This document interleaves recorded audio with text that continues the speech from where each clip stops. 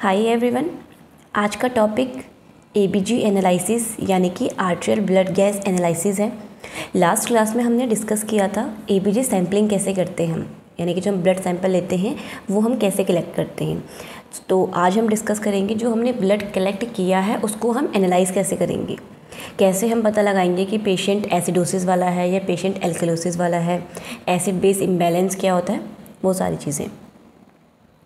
तो first of all हमें pH scale के बारे में पता होनी चाहिए। ठीक है, तो हमारा जो पीएच स्केल होता है यानी कि जिसको हम पावर ऑफ हाइड्रोजन या पोटेंशियल ऑफ हाइड्रोजन स्केल के नाम से जानते हैं, तो सभी को पता है कि पीएच स्केल की कुछ क्या होती है, नंबरिंग होती है। इसकी नंबरिंग जो होती है वो हमेशा 0 से स्टार्ट होती है और 14 तक जाती है। ठीक, अब इसमें कुछ खास बातें हैं। आपका जो 7 है, 7 हमेशा न्यूट्रल होता है। ठीक, यानी कि जब का बीच का जो 7 होता है वो क्या होता है, न्यूट्रल होता है। उसमें जितना एसिड होगा उतना ही उसमें होता है बेस प्रेजेंट होता है। इसीलिए जो 7 पीएच है वो हमेशा क्या होता है, आपका न्यूट्रल होता है। सेकंड थिंग ये कि आपका जो ब्लड का पीएच होता है, ब्लड का पीएच ये कितना होता है, 7.3 से 7.35 से 7.45। राइट, तो ये क्या होता है, आपका नॉर्मल ब्लड का पीएच होता है कितना, 7.35 से 7.45। अब ये जो 7 है ये क्या है, बीच का न्यूट्रल है। जैसे जैसे हम पीएच स्केल में नीचे की ओर बढ़ते हैं, यानी कि 6, 5, 4, 3, 2, 1 नीचे की ओर बढ़ते हैं, वैसे वैसे क्या होता है, फ्लूइड एसिडिक होता जाता है। ठीक है, चीज़ें एसिडिक होती चली जाती हैं। और जब जब हम 7 से ऊपर की ओर बढ़ते हैं, यानी कि 8, 9, 10, 11, 12 इस तरीके से बढ़ते हैं, तो जो फ्लूइड है वो कैसा होता है, एल्कलाइन नेचर का होता चले जाता है। ठीक, अब एसिड क्या होता है, एल्कलाइन क्या होता है। देखो एसिड हमेशा क्या होती है, ये H+ डोनर होता है। ठीक है, H+ एंड डोनर होता है एसिडिक, यानी कि एसिड क्या होता है, जिसमें भी H+ लगा होता है हम उसको एसिड बोलते हैं। तो इसके अंदर कैपेबिलिटी होती है कि ये H+ को डोनेट कर सके। और एल्कलाइन क्या होता है, OH-, यानी कि इसके अंदर कैपेसिटी होती है कि ये क्या करे, OH- को डोनेट कर सके। ठीक, और H+ को रिसीव कर सके। एसिड क्या है, जो H+ को डोनेट कर सके और OH- को रिसीव कर सके। और एल्कलाइन क्या है, ठीक है, बेस क्या है, जो OH- को डोनेट कर सके और H+ को रिसीव कर सके। इसको हम बोलते हैं एसिड और बेस। अब इस पीएच स्केल में हमारा ये क्या है, 7.35 से 7.45 हमारा ब्लड का पीएच होता है। जैसे जैसे 7.35 से नीचे हमारा ब्लड का पीएच गिरता है तो कैसी कंडीशन अराइज होती है, एसिडोसिस। ठीक, और जैसे जैसे 7.45 से ब्लड का पीएच ऊपर की ओर जाता है तो कैसी कंडीशन होती है, एल्कलोसिस। राइट, तो बेसिकली ये है, कहने का मतलब ये है कि 7 से अगर नीचे की ओर बढ़ेंगे तो कैसा होगा, एसिडिक नेचर का होगा। और जैसे जैसे हम 7.45 से ऊपर की ओर बढ़ेंगे तो कैसा होगा, एल्कलोसिस होगा। ठीक है, इसमें एक चीज़ ये कि जब पेशेंट का जो फ्लूइड है अगर वो कैसा हो जाए, 6.8 से नीचे गिर जाए, यानी कि यहाँ से नीचे गिर जाए, तो इस कंडीशन में क्या होती है, पेशेंट की डेथ होना स्टार्ट हो जाती है। ठीक है, पेशेंट जो होता है वो उसकी डेथ हो जाती है, क्योंकि उसके ब्लड में इतना ज़्यादा एसिड आ चुका है कि उसके जो टिश्यूज़ हैं, जो सेल्स हैं, वो क्या हो जाती है, डिस्ट्रॉय होना स्टार्ट हो जाती हैं। हमारा जो नॉर्मल टिश्यूज़ होती हैं वो कितने टेम्परेचर पे, यानी कितने पीएच पे काम कर सकती हैं, 7.40। ठीक है, मतलब वैसे हम इसको 7.35 to 45 बोलते हैं, लेकिन एग्जैक्ट अगर हम बात करें तो 7.40 पे वो अपना अच्छा काम करना, अच्छा मतलब अपने फंक्शन को परफॉर्म कर सकती हैं। लेकिन जैसे जैसे अगर ब्लड का पीएच गिरेगा तो वो क्या होंगी, सेल्स भी हैं, जो सेल्स हैं वो डिस्ट्रॉय होना स्टार्ट हो जाएंगी। इसीलिए 6.8 पे क्या होती है, डेथ हो जाती है, क्योंकि ब्लड में इतना ज़्यादा एसिड बन जाता है कि पेशेंट की डेथ हो जाती है। सेम कंडीशन होती है एल्कलोसिस में भी। राइट, तो ये था बेसिकली हमारा पीएच स्केल। पीएच स्केल समझाने का मतलब ये था कि एसिडोसिस क्या होता है, एल्कलोसिस क्या होता है। जब जब 7 से इस पीएच नीचे गिरेगा तो पेशेंट में कैसी कंडीशन होगी, एसिडोसिस कंडीशन होगी। और जब जब जो पीएच है वो 7 से ऊपर की ओर बढ़ेगा, 7.45 से ऊपर की ओर बढ़ेगा तो कैसी कंडीशन होगी, एल्कलोसिस कंडीशन होगी। राइट, नेक्स्ट है ब्लड गैस नॉर्मल वैल्यू। अब जो हम ABG हम सैंपल हमने कलेक्ट किया, उसमें क्या होती है, ब्लड है तो उसमें हर एक चीज़ प्रेजेंट होगी। उसमें आपका ब्लड pH भी होगा, PaCO2 भी होगा, HCO3 भी होगा, सब कुछ होगा। तो हर एक चीज़ क्या होती है, अपनी नॉर्मल वैल्यू होती है। सबसे पहले जो हमारा ब्लड pH होता है, ब्लड pH की नॉर्मल वैल्यू 7.35 से 7.45 होती है। नेक्स्ट बात करें PaCO2 यानी कि partial pressure of carbon dioxide, इसका कितना होता है वैल्यू, 35 से 45 mmHg। देन उसके बाद है HCO3 माइनस यानी कि बाइकार्बोनेट की अगर बात करें तो उसकी वैल्यू कितनी होती है, 22 से 26 मिली इक्विवेलेंट पर लीटर। देन उसके बाद SpO2 की जो नॉर्मल वैल्यू होती है वो 95 से 100% होती है। और PaCO2 यानी कि ऑक्सीजन का पार्शियल प्रेशर 80 से 100 mmHg। अब ये पार्शियल प्रेशर क्या होता है, पार्शियल प्रेशर यानी कि वो हमारे ब्लड में कितना प्रेशर एक्सर्ट कर रहा है उसको हम बोलते हैं पार्शियल प्रेशर, राइट। तो ये क्या है, जब भी हम ABG को एनालाइज करते हैं तो हमें क्या होनी चाहिए, ये नॉर्मल वैल्यू याद होनी चाहिए। इसी के बेसिस पे हम क्या करते हैं, ABG को एनालाइज करते हैं। क्लियर। देन नेक्स्ट है स्टेप्स टू इंटरप्रेट ABG। आपने क्या किया, पेशेंट का सैंपल कलेक्ट कर लिया, आपने ABG मशीन से क्या कर लिया, ABG मशीन में सैंपल को डाल करके वो जो पेशेंट की रिपोर्ट आती है वो आपने कलेक्ट कर ली। अब रिपोर्ट आपके हाथ में आ गई तो आप उसको इंटरप्रेट कैसे करोगे, यानी कि कैसे पता लगाओगे कि पेशेंट एसिडोसिस है या एल्कलोसिस है, राइट। देखो, जब भी हम एसिड बेस इम्बैलेंस की बात करते हैं तो हमेशा एसिड बेस इम्बैलेंस दो तरीके का होता है, या तो होगा वो एसिडोसिस, एक मिनट, या तो वो कैसा होगा, एसिडोसिस होगा, या तो वो कैसा होगा, एल्कलोसिस होगा, ठीक। अब एसिडोसिस और एल्कलोसिस, एसिडोसिस में वो रेस्पिरेटरी एसिडोसिस भी हो सकता है और मेटाबॉलिक एसिडोसिस भी हो सकता है। वहीं एल्कलोसिस में वो रेस्पिरेटरी एल्कलोसिस भी हो सकता है और मेटाबॉलिक एल्कलोसिस भी हो सकता है। अब ये चीज़ हम कैसे पता लगाएंगे कि पेशेंट, चलो हमने बोल तो दिया कि हाँ अगर ब्लड का pH 7.35 से नीचे होगा तो हम एसिडोसिस बोल देंगे, और वहीं ब्लड का pH अगर 7.45 से ऊपर होगा तो एल्कलोसिस बोल देंगे। लेकिन हमें ये कैसे पता चलेगा कि पेशेंट रेस्पिरेटरी है या मेटाबॉलिक है, तो उसी चीज़ के लिए हमें ABG को इंटरप्रेट करना आना चाहिए। सबसे पहला स्टेप है आपका चेक द pH। सबसे पहले आपको pH चेक करना है, यानी कि जो हमारा ब्लड का pH होता है वो चेक करना है। अगर ब्लड का pH 7.35 से नीचे है तो कैसी कंडीशन है, एसिडोसिस कंडीशन है, यानी कि ब्लड में क्या हो रहा है, एसिड फॉर्मेशन हो रहा है, H+ आयंस बढ़ रहे हैं, ठीक। और अगर ब्लड का pH क्या होगा, 7.45 से ऊपर होगा, ग्रेटर देन 7.45 होगा, तो कैसी क्या कंडीशन है, एल्कलोसिस कंडीशन है, यानी कि जो ब्लड है उसमें क्या हो रहा है, बेस ज़्यादा बन रहा है। देखो, एक चीज़ ये हमेशा ध्यान रखना कि जब जब एसिड बढ़ता है तो बेस घटता है, ठीक है, और जब जब एसिड घटेगा तो क्या होगा, बेस बढ़ेगा। यानी कि हमारी बॉडी में जब जब एसिड बढ़ेगा तो बेस कम होगा। मतलब अगर बेस कम हो रहा है, सिंपल सी बात है कि एसिड बढ़ रहा होगा। अब जब जब एसिड बढ़ रहा है तो सिंपल सी बात है कि बेस कम हो रहा है, और एसिड कम हो रहा है, इट मीन्स कि बेस ज़्यादा बढ़ रहा है, ठीक है। यानी कि दोनों जो है एक दूसरे के अपोजिट चलते हैं। अगर एक चीज़ बढ़ रही है तो दूसरी चीज़ घटेगी। अगर हमारी बॉडी में एसिड बढ़ रहा है, H+ आयंस बढ़ रहे हैं तो बेस घटेगा। अगर एसिड H+ आयंस कम हो रहे हैं तो बेस यानी कि OH- जो आयंस हैं, जो HCO3- है वो बढ़ेगा। क्लियर, ये चीज़ है। सबसे पहले हमने अपना pH चेक किया। pH चेक करने से हमें पता चल गया कि पेशेंट जो है अगर 7.35 से कम है तो वो कैसा है, एसिडोसिस है। अगर 7.45 से ज़्यादा है तो फिर एल्कलोसिस है। ये तो हमें पता चल गया कि पेशेंट क्या है, एसिडोसिस है, एल्कलोसिस है। अब हमें ये कैसे पता चलेगा कि वो रेस्पिरेटरी है या मेटाबॉलिक है, तो उसके नेक्स्ट बात है डिटरमाइन द कॉज। तो सबसे पहला देखो, हम इसमें ना दो चीज़ चेक करते हैं, एक तो रेस्पिरेटरी या मेटाबॉलिक। आप सभी को पता है कि CO2 कैसी गैस है, ये एक एसिडिक गैस है, और आपकी जो HCO3 है, HCO3- है, ये कैसी है, एक बेस गैस होती है, ठीक है। तो अगर आपके पेशेंट की रिपोर्ट में अगर PaCO2 में कोई भी फ्लक्चुएशन है, partial pressure of carbon dioxide में कोई भी फ्लक्चुएशन है, इट मीन्स कि पेशेंट में क्या है, रेस्पिरेटरी कंडीशन अराइज हो रही है। अगर पेशेंट की रिपोर्ट में HCO3 माइनस में कोई फ्लक्चुएशंस हैं तो इट मीन्स कि कैसी कंडीशन अराइज हो रही है, पेशेंट में मेटाबॉलिक कंडीशन अराइज हो रही है।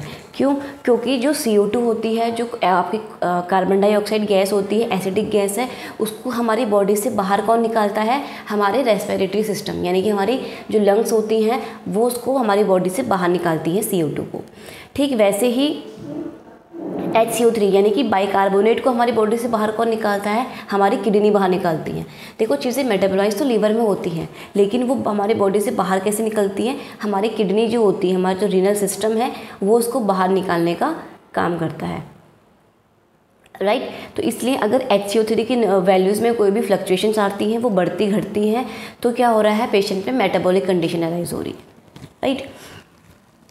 तो अगर PaCO2 हाई है, यानी कि देखो मैंने अभी बोला कि कार्बन डाइऑक्साइड कैसी गैस है? एक एसिडिक गैस है। तो अगर PaCO2 हाई हो रहा है, इट मीन्स पेशेंट को रेस्पिरेटरी एसिडोसिस होगा, क्योंकि CO2 कैसी गैस है? एक एसिडिक गैस है।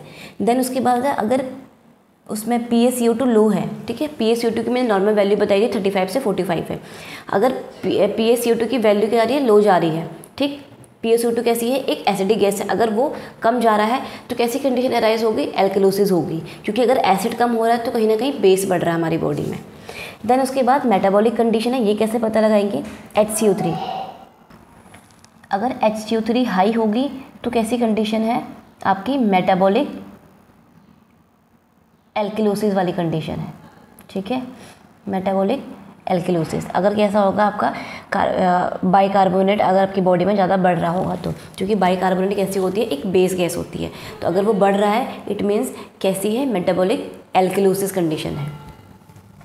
अगर HCO3 घट रहा है, ठीक है, अगर ये घट रहा है तो कैसी कंडीशन होगी? मेटाबॉलिक एसिडोसिस होगी, क्योंकि अभी मैंने बोला कि HCO3 कैसी गैस है? एक बेस गैस है। अगर वो बेस घट रहा है तो कहीं ना कहीं हमारी बॉडी में एसिड बन रहा होगा, ठीक है, इसलिए ही बेस कम हो रहा है। क्लियर? तो क्या है, इस तरीके से हम चीज़ों को इंटरप्रेट करते हैं। सबसे पहले हम pH चेक करते हैं, देन उसके बाद हम क्या करेंगे? ये चेक करेंगे कि पेशेंट रेस्पिरेटरी वाला है या फिर मेटाबॉलिक वाला है, राइट। सो नेक्स्ट जो है एसिड बेस निमोनिक्स। तो अभी जो हमने चीज़ें पीछे पढ़ी है ना, स्टेप्स, उसको थोड़ा अगर हम और इजी वे में डिफाइन करने की कोशिश करें तो एसिड बेस हमने एक निमोनिक्स दिया है एसिड बेस को याद करने के लिए, कि क्या हो, कन्फ्यूज़न ही ना हो, ठीक है। ब्लड पीएच का तो आप समझ आ जाता है, लेकिन स्टूडेंट कहाँ पे कंफ्यूज होता है? जहाँ पे ये पता लगाना होता है कि रेस्पिरेटरी है या फिर मेटाबॉलिक है। क्लियर? तो इसके लिए ना एक निमोनिक है रोम। रोम का मतलब होता है आर से रेस्पिरेटरी, ओ से अपोजिट, ठीक है। रेस्पिरेटरी में क्या होगा? हमेशा चीज़ें अपोजिट चलेंगी, यानी कि अगर पीएच बढ़ रहा है तो PCO2 कम होगा, अगर पीएच कम हो रहा है तो PCO2 बढ़ेगा। वही ME मतलब होता है मेटाबॉलिक, M से मेटाबॉलिक और E से इक्वल। इसमें क्या होगा? अगर पीएच बढ़ रहा है तो बाइकार्बोनेट भी बढ़ेगा, अगर पीएच घट रहा है तो बाइकार्बोनेट भी घटेगा। क्लियर? इसमें सबसे पहले तो आपको ये याद रखना है कि आपका ब्लड पीएच क्या है, ठीक, जो कितना होता है 7.35 से 7.45। एक मिनट, हाँ, 7.35 से 7.45, ये तो आपका ब्लड का पीएच है। आप सभी को पता है कि जैसे ही 7.35 से ब्लड का पीएच नीचे जाएगा तो एसिडोसिस होगा, जैसे 7.45 से ऊपर जाएगा तो एल्कलोसिस होगा। अब ध्यान देना, अगर पीएच बढ़ रहा है, देखो सबसे पहले हम रेस्पिरेटरी की बात करते हैं, ठीक। रेस्पिरेटरी यानी कि जब आपका लंग्स जो है वो CO2 को बाहर नहीं फेंक पा रही है, वो इनेबल है कार्बन डाइऑक्साइड को बाहर निकालने में। अब कब कब इनेबल होती है? जैसे अगर हम बात करें तो रेस्पिरेटरी फेलियर हो गया, पेशेंट में निमोनिया है, ठीक है, एक्यूट रेस्पिरेटरी डिस्ट्रेस सिंड्रोम है, मतलब रेस्पिरेटरी सिस्टम से रिलेटेड अगर पेशेंट को डिजीज़ है तो उसमें उस रेस्पिरेटरी एसिडोसिस या रेस्पिरेटरी एल्कलोसिस हो सकता है, ठीक। तो अगर पीएच बढ़ रहा है, देखो सबसे पहले पीएच बढ़ रहा है, यानी कि पीएच कहाँ जा रहा है? 7.45 से ऊपर जा रहा है, मीन्स पेशेंट कैसा है? एल्कलोसिस वाला है। अब PaCO2 की वैल्यू क्या हो रही है? घट रही है। हमने अभी बोला था कि CO2 कैसी गैस होती है? एक एसिडिक गैस है। अगर CO2 घट रहा है, यानी कि पेशेंट में क्या हो रहा है, एसिड घट रहा है। एसिड घट रहा है तो कैसी कंडीशन है, एल्केलोसिस कंडीशन है, क्योंकि एसिड घट रहा है तो कहीं ना कहीं बेस बढ़ रहा होगा। तो इसलिए कैसी कंडीशन हो रही है, ये रेस्पिरेटरी एल्केलोसिस हो रही है। जब जब पीएच आपका बढ़ता है तब तब क्या होता है, कार्बन डाइऑक्साइड का लेवल बॉडी में घटता है। ठीक, तो उस कंडीशन में क्या होती है, पेशेंट रेस्पिरेटरी एल्केलोसिस वाला है। नेक्स्ट, पीएच घट रहा है यानी कि 7.35 से नीचे की ओर जा रहा है तो पेशेंट कैसा है, एसिडोसिस वाला है। उसके बाद हम CO2 की नॉर्मल वैल्यू को देखेंगे। CO2 की नॉर्मल वैल्यू कैसी हो रही है, बढ़ रही है। ठीक है, तो बढ़ रही है इट मीन्स कि पेशेंट कैसे जा रहा है, एसिडोसिस कंडीशन में जा रहा है। कार्बन डाइऑक्साइड क्या है, बॉडी में बहुत ज़्यादा बढ़ रहा है, एसिड बढ़ रहा है, तो कैसी कंडीशन है, एसिडोसिस कंडीशन है। इसलिए पेशेंट किस में है, रेस्पिरेटरी एसिडोसिस में है। ठीक, ये मतलब याद करने का एक निमोनिक है। जब जब आप रेस्पिरेटरी चीज़ों को एसेस करते हो तो हमेशा याद रखना कि ये हमेशा पीएच के अपोजिट चलती है। अगर पीएच घटेगी तो CO2 बढ़ रहा होगा, अगर पीएच बढ़ रहा है तो CO2 घट रहा होगा। ठीक, तो इस तरीके से आप पता लगाते हो कि पेशेंट जो है वो एल्केलोसिस वाला है या फिर एसिडोसिस वाला है। नेक्स्ट उसके बाद है मेटाबॉलिक E से इक्वल। ठीक, अब जब अगर आप बाइकार्बोनेट को चेक करने जाते हो तो इसमें हमेशा याद रखना कि अगर पीएच बढ़ रहा होगा तो बाइकार्बोनेट हमेशा उसके इक्वल होगा, यानी कि अगर पीएच बढ़ रहा है तो बाइकार्बोनेट भी बढ़ रहा है, अगर पीएच घट रहा है तो बाइकार्बोनेट भी घट रहा है। अब देखो पीएच बढ़ रहा है यानी कि 7.45 से ऊपर पीएच जा रहा है तो कैसी कंडीशन है, एल्केलोसिस कंडीशन है। देन बाइकार्बोनेट जो है वो बढ़ रहा है। ठीक है, बाइकार्बोनेट क्या है, बढ़ रहा है, यानी कि बाइकार्बोनेट कैसी गैस है, एक बेस गैस है। अगर बेस बढ़ रहा है हमारी बॉडी में, हमारे ब्लड में बेस बढ़ रहा है, इट मीन्स ये कहीं ना कहीं एसिड कम हो रहा है। ठीक, तो कैसी कंडीशन है, मेटाबॉलिक एल्केलोसिस कंडीशन है। HCO3 हमेशा डिनोट करता है मेटाबॉलिक कंडीशन को और PaCO2 हमेशा डिनोट करता है रेस्पिरेटरी कंडीशन को। क्लियर। देन उसके बाद पीएच घट रहा है यानी कि 7.35 से पीएच नीचे जा रहा है तो कैसी कंडीशन है, एसिडोसिस कंडीशन है। उसके बाद अगर HCO3 आपका क्या हो रहा है, जो आपकी बेस गैस है अगर वो कम हो रही है तो कहीं ना कहीं बेस कम हो रहा है तो कहीं ना कहीं क्या हो रहा होगा, एसिड बढ़ रहा होगा। ठीक, तो कैसी कंडीशन है, मेटाबॉलिक एसिडोसिस कंडीशन है। इस तरीके से हम क्या करते हैं, चीज़ों को पता लगाते हैं कि पेशेंट रेस्पिरेटरी एसिडोसिस है या फिर एल्केलोसिस है। देखो अगर हम एक एग्जांपल के उससे समझे इसको, एक पेशेंट है जिसका ब्लड पीएच कितना है, सॉरी एक मिनट, ब्लड पीएच कितना है आपका 7.2। ठीक, उसकी फिर वहीं अगर PCO2 की बात करें यानी कि कार्बन डाइऑक्साइड का जो पार्शियल प्रेशर होता है, अगर हम उसकी बात करें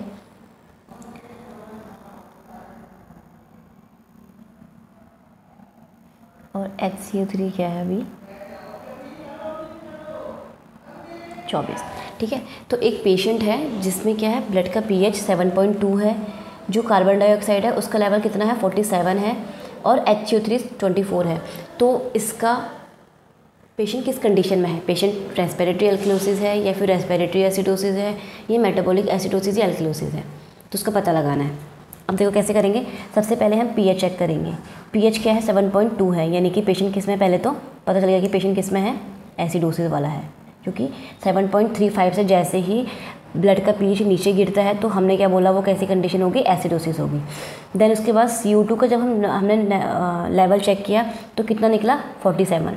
वैसे partial pressure of carbon dioxide कितना होता है 35 से 45 mmHg होता है, यानी कि CO2 की जो वैल्यू है वो कैसी हो रही है, बढ़ रही है, 45 से ऊपर जा रही है, तो कैसी कंडीशन होगी, रेस्पिरेटरी एसिडोसिस कंडीशन होगी, क्योंकि CO2 कैसी गैस है, एक एसिडिक गैस है, एसिड बढ़ रहा है बॉडी में, इट मीन्स क्या होगा, रेस्पिरेटरी एसिडोसिस कंडीशन है।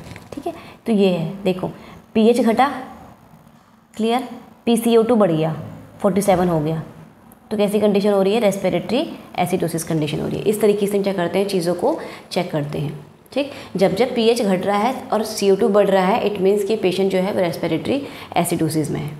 राइट, तो आई होप कि आपको ये चीज़ समझ आई होगी कि किस तरीके से हम ABG को इंटरप्रेट कर सकते हैं। बहुत इजी वे है। ठीक है, आप क्या कर सकते हो, इसको इंटरप्रेट कर सकते हो। जब आपको ये पता चल जाएगा कि पेशेंट रेस्पिरेटरी वाला है, मेटाबॉलिक वाला है, तो उसमें भी दो चीज़ें होती हैं कि पार्शियल अनकम्पनसेटेड क्या होता है, कंपनसेटेड क्या होता है, और सॉरी अनकम्पनसेटेड क्या होता है, कंपनसेटेड क्या होता है और पार्शियल कंपनसेटेड क्या होता है, राइट। पार्शियल जब जब क्या हो रहा है, पार्शियल कंपनसेटेड हो रहा है, तो आप ये जाऊँगी जो आपका बाइकार्बोनेट है उसमें भी फ्लक्चुएशन आना स्टार्ट हो जाएंगी, पीएच में फ्लक्चुएशन आना आपके स्टार्ट हो जाएंगी, राइट। तो इस तरीके से हम क्या करते हैं, एबीजी को इंटरप्रेट कर सकते हैं। ये एक थोड़ा इजी वे में मैंने इसमें दिखाने की कोशिश करी है कि किस किस तरीके से चीज़ें होती हैं। जैसे अगर 7.35 से पीएच नीचे जा रहा है तो एसिडोसिस कंडीशन है, ठीक है। अगर आपका जो आपकी PCO2 है यानी कि कार्बन डाइऑक्साइड का पार्शियल प्रेशर अगर 45 से ऊपर जा रहा है तो वो कैसी कंडीशन होगी, आपकी एसिडोसिस कंडीशन होगी। अगर 35 से नीचे जा रहा है तो कैसी कंडीशन होगी, एल्कलोसिस कंडीशन होगी, ठीक। वहीं जो बाइकार्बोनेट है अगर आपका किससे जा रहा है, 22 से ऊपर जा रहा है तो 22 से नीचे जा रहा है तो कैसी कंडीशन होगी, आपकी एसिडोसिस होगी। और 26 से ऊपर जा रहा है तो कैसी कंडीशन होगी, आपकी एल्कलोसिस कंडीशन होगी। सो आई होप कि आपको ये चीज़ें समझ आई होंगी। Thank you. अगर आपको कोई भी डाउट रहता है इसके रिगार्डिंग तो आप लोग कमेंट्स कर सकते हैं। Okay, thank you.